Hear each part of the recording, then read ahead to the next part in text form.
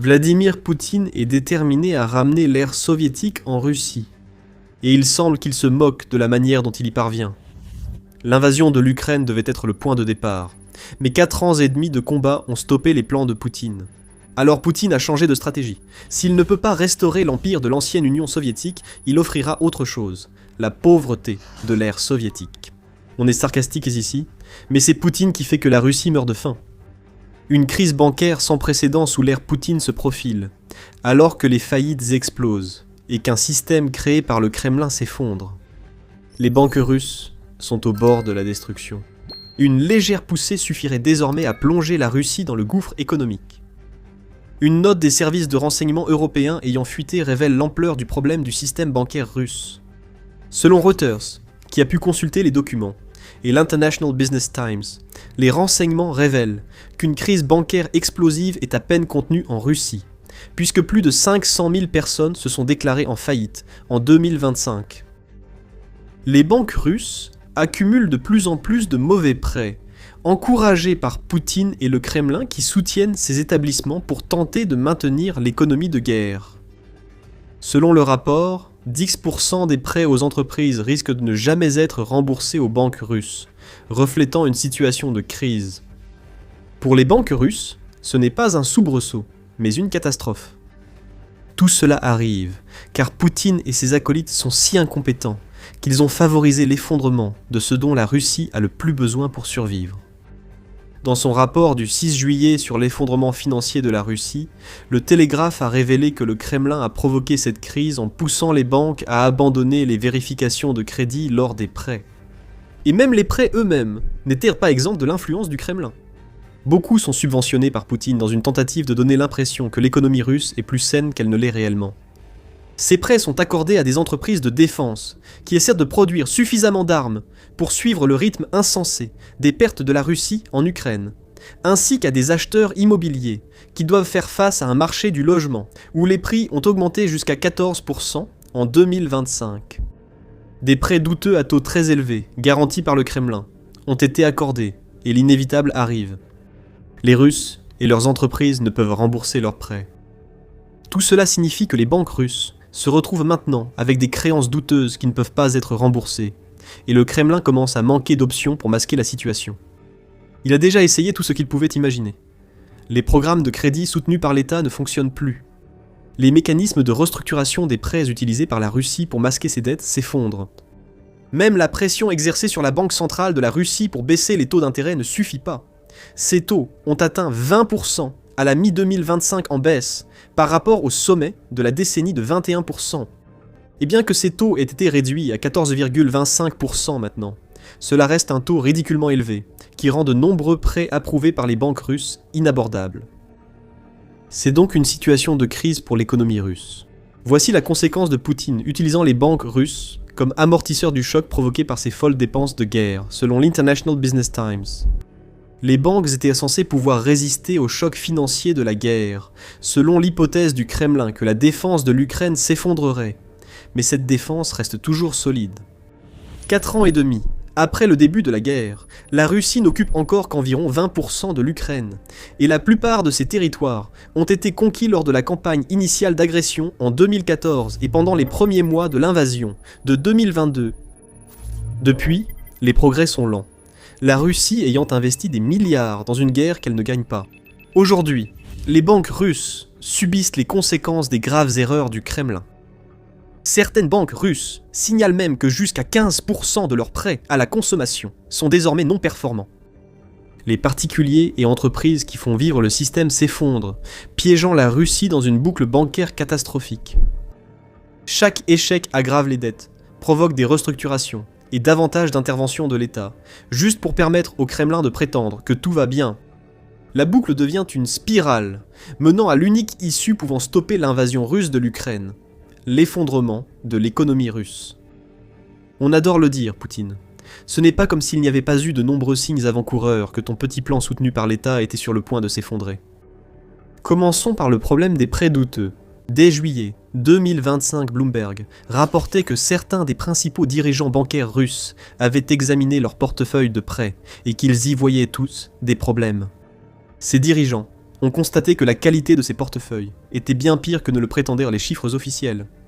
Cela a suscité des discussions privées sur un éventuel sauvetage public si les nombreux prêts douteux de ces banques posaient davantage de problèmes. Un tel sauvetage est improbable aujourd'hui, car la Russie manque d'argent à cause de graves problèmes économiques. Mais nous y reviendrons. En juillet 2025, la version officielle russe était que le système bancaire du pays était en bonne santé. Il y avait des prêts douteux, mais toutes les banques y font face. Globalement, le Kremlin reprenait les mêmes discours sur le secteur bancaire russe qui tournait plutôt bien. Mais en privé, au moins 3 des principaux prêteurs russes parlaient déjà de la possibilité de devoir être recapitalisés dans les 12 prochains mois. Presque 12 mois jour pour jour plus tard, nous avons maintenant le rapport des services de renseignement européens, qui nous montre que chacune de ces inquiétudes était justifiée. Nous avons commencé à voir davantage de signes début 2026. Le 5 février, le Moscow Times l'a rapporté.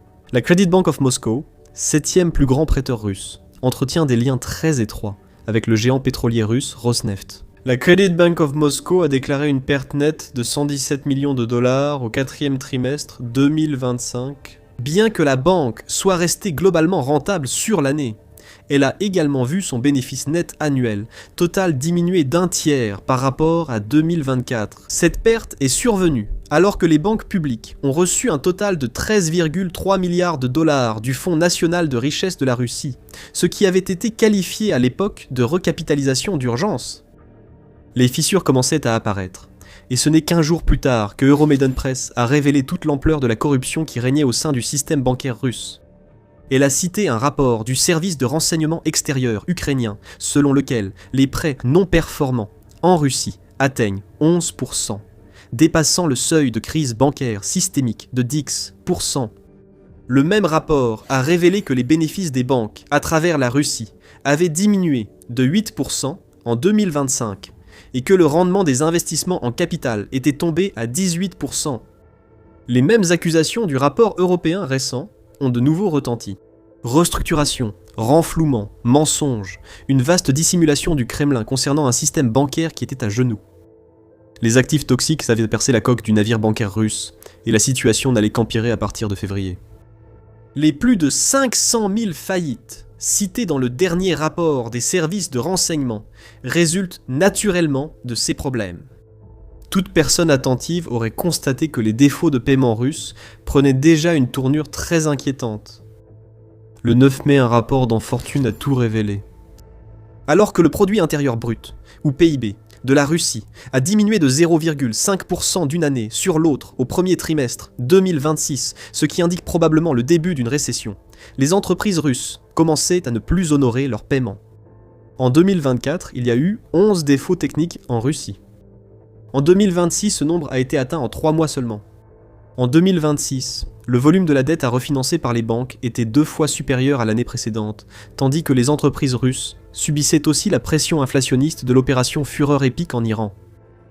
Ces entreprises croyaient la pression disparue, mais elle pourrait revenir, car le 8 juillet, le président américain Donald Trump a annoncé la fin du cessez-le-feu avec l'Iran et la reprise des frappes. Les difficultés se sont accumulées pour le secteur des entreprises russes, comme pour le secteur résidentiel. En juin, RBC Ukraine a rapporté que les entreprises russes avaient accumulé plus de 117,5 milliards de dollars de dettes, et le nombre de paiements problématiques a atteint 6,7 fin février. New Voice of Ukraine a également rapporté que les entreprises technologiques russes s'enfoncent davantage dans la dette, puisque les plus grandes sociétés de ce secteur ont vu leurs obligations augmenter de 53 en 2025 pour atteindre 27,1 milliards de dollars. La mèche était allumée bien avant le rapport explosif des renseignements européens. Maintenant, la dynamite à laquelle la mèche était attachée est sur le point de prendre feu. Quand cela arrivera, le secteur bancaire russe explosera, entièrement à cause du Kremlin. Et le peuple russe le sait. Ils voient la situation et ont agi, montrant leur baisse de confiance dans les banques russes. Mais avant de révéler ce que c'est, voici The Military Show. Si vous n'êtes pas encore abonné, c'est le moment idéal pour cliquer sur le bouton et activer les notifications afin de voir plus de contenu de notre chaîne. Les citoyens russes, qui seront les plus durement touchés par l'effondrement du secteur bancaire russe, essaient de retirer autant d'argent que possible de leurs banques. Le 8 juin, United 24 Medi a rapporté que les Russes ordinaires avaient retiré en espèces la somme stupéfiante de 13 milliards de dollars du système bancaire au cours du mois de mai précédent, ce qui représente le plus grand volume de retrait enregistré pour ce mois depuis 3 décennies. Cela faisait suite au retrait par les Russes de 3,8 milliards de dollars des banques en mars, puis de 8,5 milliards de dollars en avril. Nous n'avons pas encore de chiffres pour juin, mais il est probable que plusieurs milliards soient encore retirés, alors que les Russes réalisent que le système est en crise.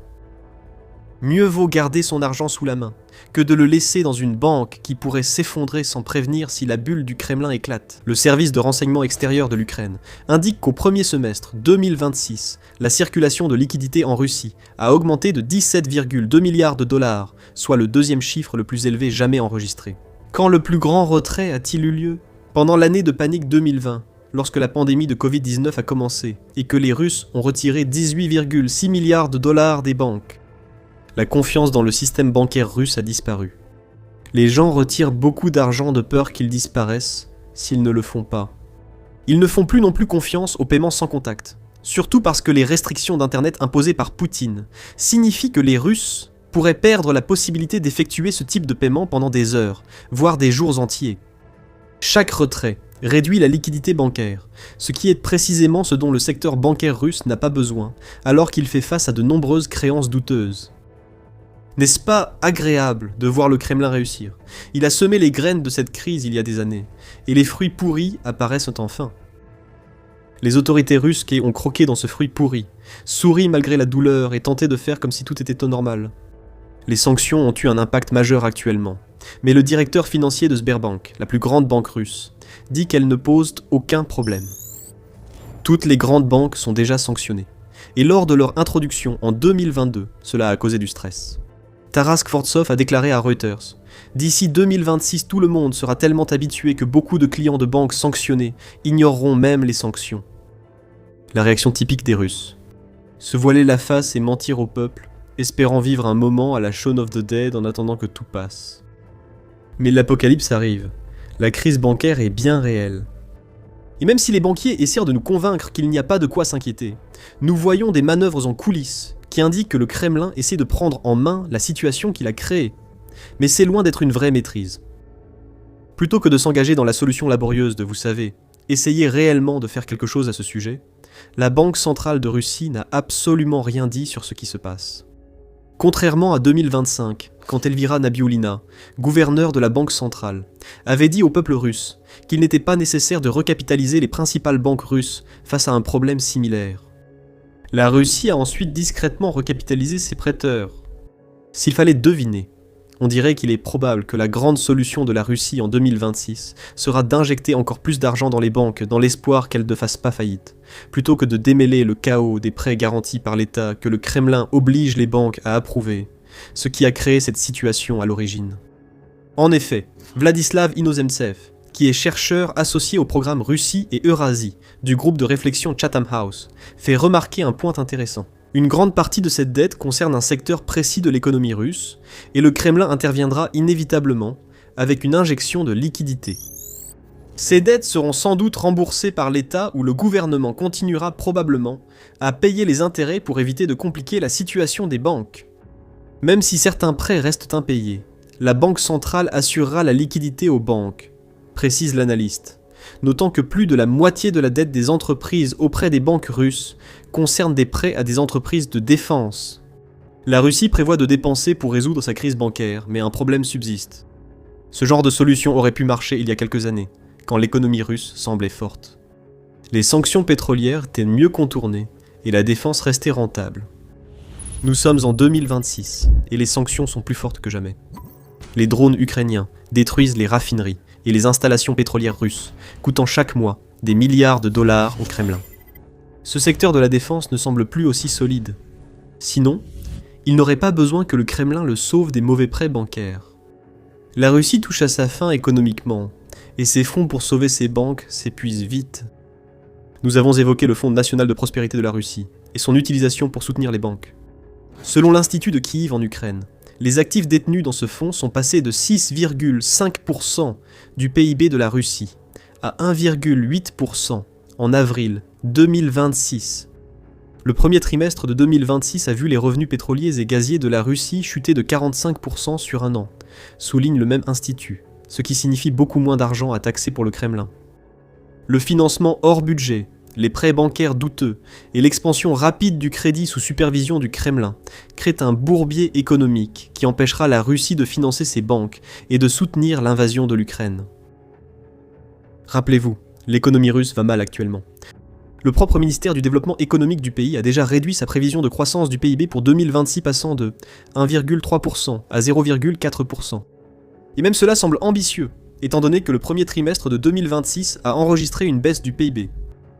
La Russie a aussi un important déficit budgétaire actuellement. Le 10 juin, le Moscow Times a rapporté que ce déficit avait atteint 83,5 milliards de dollars au cours des 5 premiers mois de 2026, ce qui dépasse déjà de 60% l'objectif annuel fixé par le Kremlin. Pour résumer, c'est simple, moins d'argent entre en Russie, alors que les dépenses liées à la guerre insensée de Poutine augmentent. Où le Kremlin trouvera-t-il l'argent pour continuer à soutenir les banques ? Nul ne détient les réponses. Et voici une opportunité de tourner encore le couteau dans la plaie de la Russie. Nous avons discuté du rôle des sanctions dans la crise bancaire russe. Ces sanctions limitent l'accès des entreprises russes à ce dont elles ont besoin pour produire, réduisant leurs ventes, leurs revenus et compliquant le remboursement des dettes bancaires. D'autres sanctions vont arriver. À l'heure où nous parlons, l'Union européenne prépare son 21e paquet de sanctions contre la Russie. Entre le 8 et le 10 juillet, ce paquet sera discuté lors des réunions du comité des représentants permanents, rapporte Pravda. Même si le paquet pourrait être reporté à l'automne si aucun accord n'est trouvé en juillet, il arrive bel et bien. Et en plus de cela, il y a des discussions sur le plafonnement du prix du pétrole russe, qui sera traité séparément du paquet de sanctions, et pourrait entraîner encore plus de souffrances économiques. Lentement mais sûrement, la pression augmente sur l'économie russe. Le Kremlin peut tenter des plans de sauvetage et dépenser des fonds qui s'épuisent rapidement pour faire croire que son secteur bancaire n'est pas en ruine. Mais les chiffres sont clairs, les créances douteuses et les faillites augmentent, et le Kremlin ne pourra retarder l'inévitable que temporairement avant l'effondrement. Le secteur bancaire russe est en crise. On pourrait en dire autant de toute l'économie du pays. Au-delà de la crise bancaire, le PIB s'effondre, la main-d'œuvre manque et de nombreuses entreprises nationales ferment. Une injection de liquidités pour les banques ne résoudra pas les problèmes à l'origine de la crise imminente en Russie, et vous pouvez découvrir à quel point ces problèmes sont graves en regardant notre vidéo. Si vous avez aimé cette vidéo, abonnez-vous et activez la cloche pour voir plus d'analyses sur les échecs intérieurs et militaires de la Russie par The Military Show. Merci comme toujours de nous avoir suivis.